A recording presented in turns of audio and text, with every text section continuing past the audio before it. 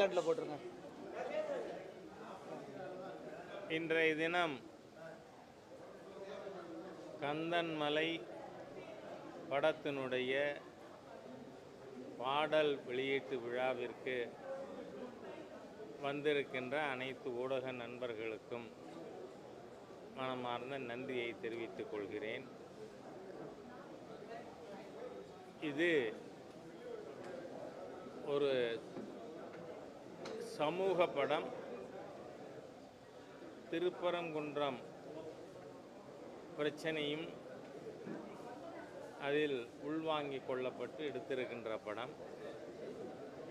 ஆகவே இதற்கு மக்கள் மத்தியிலே மிகப்பெரிய வரவேற்பு இருக்கும் என்று எதிர்பார்க்கிறேன். நண்பர்களே, இப்போ தமிழ்நாட்டில் இருந்து கொண்டிருக்கின்ற ஹாட் டாப்பிக்காக இருக்கிறது கரூரில் நடந்துவிட்ட ஒரு மோசமான சம்பவம். இதை விசாரிப்பதற்கு மாநில அரசு ஒரு சிங்கிள் மெம்பர் ஜுடிஷியல் கமிஷன் போட்டிருக்கு. அதை வரவேற்கலாம் என்று நினைக்கும் பொழுது மாற்று கருத்து தெரிவிப்பவர்களை கைது செய்வது, அவங்களோட சோஷியல் மீடியாவை முடக்கிறது என்று மாநில அரசு செயல்படுமானால் கமிஷன் போட்டது எதுக்கு? உண்மை வெளில வரணும்னு தானே. உண்மை என்னங்கிறது வரட்டும். 41 பேர் இதுவரை இறந்துபட்டு இருக்கிறார்கள். 100க்கும் மேற்பட்டவர்கள் இன்னமும் சிகிச்சை பெற்று கொண்டிருக்கிறார்கள். அவர்கள் அனைவரும் விரைவிலே குணமடைய ஆண்டவனை பிரார்த்தித்துக் கொள்கிறேன். ஆனால் அரசாங்கத்தின் நடவடிக்கை மோசமானதாக இருக்கிறது. அதாவது தமிழகத்தில் கடந்த 4 ஆண்டுகளுக்கு மேலாகவே ஒரு விதமான ஊடக சர்வாதிகாரம் அரசால் நிர்பந்தத்தின் மூலமாக அந்தந்த ஊடகங்கள் அவர்கள் தப்பாக நடந்துக்கணும், சர்வாதிகாரமாக நடந்துக்கணும்னு நினைக்கல. ஆனால் இந்த அரசின் அச்சுறுத்தல், இவங்க என்னவோ தப்பே செய்யலை போல. விஜய் அவர்கள் முதல் கூட்டம் இல்லை, இது 6வது கூட்டம். 6வது கூட்டத்தை 20 அடி அகலம் சந்திலியாக கொடுப்பாங்க அனுமதி? நான் ஓப்பனாக உண்மையை சொல்கிறதுல எனக்கு எந்த தயக்கமும் கிடையாது. இன்றைக்கி கரூரில் இருக்கின்ற நிர்வாகம், எஸ்பி எந்த மாதிரியான நபர், பக்கத்தில் இருக்கிற டவுன் பஞ்சாயத்தில் வார்டு 15ல் 12 நாட்களாக தண்ணி வரலன்னு கவுன்சிலர்கிட்ட ஒருத்தர் கேட்குறாரு. என்ன பெரிய தப்பா? வேங்க வயலில் மலத்தை கலந்தவனை கண்டுபிடிக்க முடியாத ஒரு தகுதியற்ற அரசு தானே தமிழ்நாட்டில் இருக்குது. அந்த அரசு இருக்கையில் திமுகவினுடைய ஒரு முஸ்லீம் கவுன்சிலர் அவர்கிட்ட அந்த வார்டில் இருக்கிறவங்க எங்களுக்கு 12 நாளாக தண்ணி இல்லைன்னு கேட்குறாரு. அந்த கவுன்சிலருடைய கணவர், 2 சகோதரர்கள், கவுன்சிலரோட அப்பா, இவங்க 4 பேர் அந்த ரவிங்கிற நபர் வீட்டுக்குள்ளே பூந்து அவரை இழுத்து வெளியில் போட்டு நெஞ்சில் மிதித்து 30% ஆகி போச்சு பம்பிங் கெப்பாசிட்டி ஹார்ட்டுக்கு. அந்த மாதிரியாக ஒரு கொலை முயற்சி நடந்திருக்கு. அந்த டவுன் பஞ்சாயத்தில் மருத்துவமனையில் எங்களால் ட்ரீட்மெண்ட் அக்செப்ட் பண்ண முடியாது, அரசு மருத்துவக் கல்லூரிக்கு கொண்டு போங்கன்னு. கரூர் மருத்துவக் கல்லூரி மருத்துவமனை கொண்டு போகிறாங்க. கொஞ்சம் கவனமாக நாம் இதை ஃபாலோ பண்ணணும். 2 நாளில் அந்த மருத்துவமனையில் இனிமேல் இவரை எங்களால் காப்பாற்ற முடியாது, வீட்டுக்கு கொண்டுட்டு போங்கன்ட்டாங்க. ஆனால் உங்களுக்கு தகவலுக்கு சொல்கிறேன், ஊடகங்கள் எப்படி இதை விவாதத்துக்கே எடுத்துக்கலைன்னு எனக்கு தெரியல.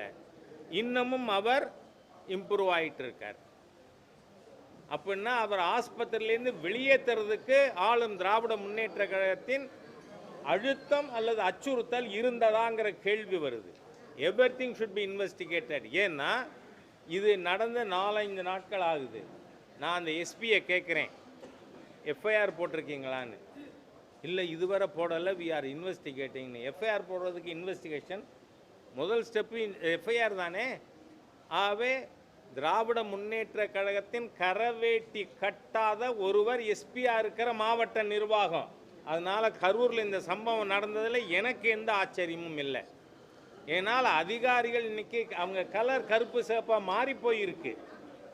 ஆகவே கரூரில் நடந்தது விபத்தா, பின்னணி அதுக்கு வேற இருக்கா, அது விசாரணையில் தெரியணுமா இல்லையா? பின்ன எதுக்கு மிரட்டுறது, 3 பேரை கைது பண்ணுறேங்கிறது? விஜய் அவர்களோடு எனக்கு கருத்து ரீதியாக வித்தியாசம் இருக்குது. ஆனால் எங்கே கொடுப்பீங்க? முதல்ல விசாரிக்க வேண்டியது, சஸ்பெண்ட் பண்ண வேண்டியது எஸ்பி ஆஃப் கரூர். நீங்கள் எப்படி அந்த இடம் செலக்ட் பண்ணீங்க? உங்களுக்கு என்ன அழுத்தம் இருந்தது? கம் அவுட் வித் ட்ரூத்துங்கிறேன் நான் எஸ்பியை. ஏன்னா நீங்கள் 5-6 நாளைக்கு திமுக கவுன்சிலருடைய குடும்பமே போய் நெஞ்சில் மிதித்து அந்த ரவிங்கிற நபரை தண்ணி வேணும்னு கேட்டாருங்க. திமுக ஆட்சியில் மலத்தில் தண்ணியில் மலம் கலந்தாலும் கேட்கப்படாது, தண்ணி வரலைனாலும் கேட்கக்கூடாது. அவ்வளவு மோசமான ஃபேசிஸ்ட் கவர்மெண்ட் தமிழ்நாட்டில் இருக்குது. இதை டோட்டலி பாரதிய ஜனதா கட்சி இவங்களை thoroughly we will expose this anti-democratic fascist government led by Mr. Stalin in Tamil Nadu. ஆகவே இன்னைக்கு நாம் இந்த அரசாங்கத்தை அதோட சென்சஸ்குள்ளே கொண்டு வர வேண்டிய அவசியம் இருக்குது. அவ்வளோ தூரம் மிக மோசமான ஒரு அரசாங்கம். அதனால தான் இந்த மோசமான சம்பவம் நடந்திருக்கு. சென்னையிலேருந்து கள்ளக்குறிச்சி பக்கத்தில் தானே கரூர் எட்டி இருக்குல்ல, கரூருக்கு உடனே விரைகிறாரு.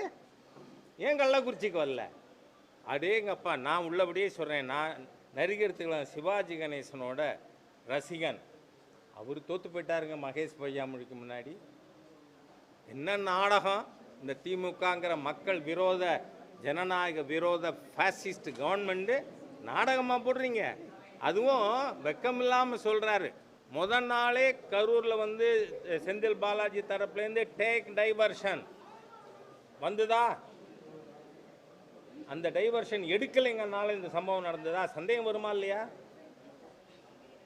பாட்டிலுக்கு 10 ரூபான்னு பாட்டு பாடினா என்ன தப்புங்கிறேன்னா? காமராஜர் அவர்களை நீங்கள் 1971 தேர்தலில் திமுக விமர்சிக்காததா? நாடகம் போட்டிங்களே காமராஜர் அவர்களுக்கு எதிராக. காங்கிரஸ்காரன் கேட்க மாட்டான், ஏன்னா எல்லாத்தையும் ஊற்றுட்டாங்க. அதனால் ஆகவே இந்த ஜனநாயக விரோத தீய அரசு இதன் பின்னணி இருக்கா? அந்த இடம் கொடுத்ததே பழுதான நோக்கம். ஆகவே பாரதிய ஜனதா கட்சி, திராவிட முன்னேற்ற கழகம், மாநில அரசு let it come to census அப்படின்னு சொல்லுவோம். சென்னை உயர்நீதிமன்றம் விஜய் மேல ஏன் நடவடிக்கை என்ன தப்பு பண்ணார்? இல்லை, நான் என்ன சொல்கிறேன் வந்து அந்த மாதிரியான கேள்விகளுக்கு எதிராக கருத்து உள்ளவனா? ஏன்னா இந்த ஹோல் இஷ்யூவில் விஜய் என்ன தப்பு பண்ணார்? நான் வந்து அவர் 1 மணி நேரம் லேட்டாக வந்தாருங்கிறீங்களே, 1 மணி இருக்கட்டும். நான் 36 மணி நேரம் கழித்து வந்தாலும் அவரை பார்க்கறதுக்காக மக்கள் காத்திருந்து பார்த்ததை நேரில் பார்த்தவன் திரு எம்ஜிஆர் அவர்கள். அது ஒரு குற்றம்னு சொல்ல முடியுமா? வர்ற வழியில் வந்து கூட்டம் இருந்திருக்கலாம், அவர் பார்த்து வந்திருக்கலாம், அதனால் தாமதமாக இருக்கலாம். அது வந்து கிரிமினாலிட்டி இல்லை. ஆனால் இந்த இடத்துல கொடுத்தது கிரிமினாலிட்டி இன் தி மைண்டுங்கிறேன்னா கரூர் நிர்வாகம். அதுக்கு தான் அந்த ரவியுடைய கேஸை நான் சொல்லியிருக்கேன்.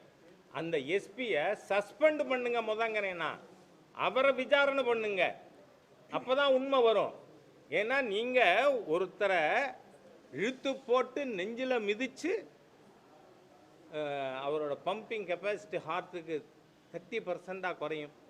அதில் எந்த நடவடிக்கையும் எடுக்கலையே. நான் அன்னைக்கு பேசி நீங்கள் உடனடியாக எஃப்ஐஆர் போடலைன்னா நான் நேரடியாக வர வேண்டி இருக்கும்னு சொன்ன பிறகு தான் எஃப்ஐஆரே போட்டார் எஸ்பி. அவ்வளோ மோசமான திராவிட முன்னேற்ற கழக கரவேட்டி கட்டாத திமுக மெம்பர் தான் கரூர் நிர்வாகத்தில் இருக்காங்க. இது உண்மை எல்லாருக்கும் அரசியல் சட்டத்தின் அனைத்து கரங்களுக்கும் தெரியப்படுத்தணுங்கிறதுக்காக சொல்லியிருக்கேன். நன்றி. சார் ஒரே ஒரு கேள்வி சார். மாநில அரசு வந்து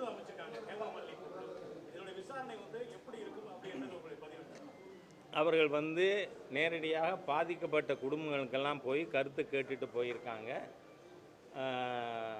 அதில் திரு தேஜஸ்வி சூர்யா பெங்களூர் பாராளுமன்ற உறுப்பினர் அதிகாரிகளை நாங்கள் கூப்பிட்டு உண்மையை தெரிஞ்சுக்கணும்னு கேட்டால் அவங்க வரல, ஒரு பார்லிமெண்ட்ரி கமிட்டிக்கு முன்னாடி அவங்க வந்து தகவல் சொல்லலை, அதனால் நாங்கள் ப்ரிவிலேஜ் மோஷன் கூட எங்களால் மூவ் பண்ண முடியும் அப்படின்னு சொல்லியிருக்கார். இவர்கள் அகில இந்திய தலைமைக்கு அவர்களுடைய ஃபைண்டிங்ஸ் அனுப்புவாங்க. அதுக்கப்புறம் national leadership would decide on it, take a call on it. ஒரு அறிக்கை கொடுத்திருக்காங்க.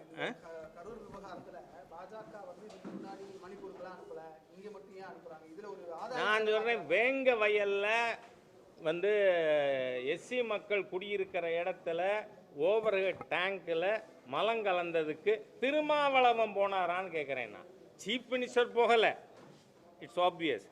என்ன நாடகம் நான் கேட்குறேன்.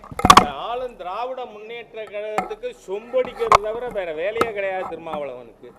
என்ன பட்டியல் சமுதாய மக்களுக்காக என்ன செஞ்சுருக்கீங்க? ஒடுக்கப்பட்ட மக்களுக்காக ஏதாவது ஒன்று. இது விழுப்புரம் சீட்டும் சிதம்பரம் சீட்டும் வாங்கிறதுக்காக அந்த கட்சிக்கு பேரே அதுதான், விழுப்புரம் சிதம்பரம் கட்சி, விசிகா அதானே இருக்குது.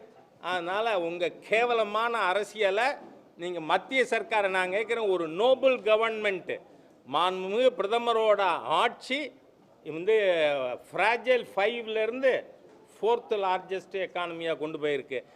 படிக்கணும், புத்தி வரணும், அதெல்லாம் விட்டுட்டு ஏதோ மோடி சர்க்காரை நான் கேள்வி கேட்டுவிட்டேன்னு சொல்லிக்கிறதுக்காக திமுகவின் அறிவாலய எடுபடியாக இருக்கிற ஒருத்தர் அவர் ஏதோ சொன்னார்னு என்கிட்ட நீங்கள் கேட்கறது தேவையில்லை, அதுக்காக சொன்னேன். நன்றி. மாநில அரசு வந்து சார் நேராச்சு நேராச்சு.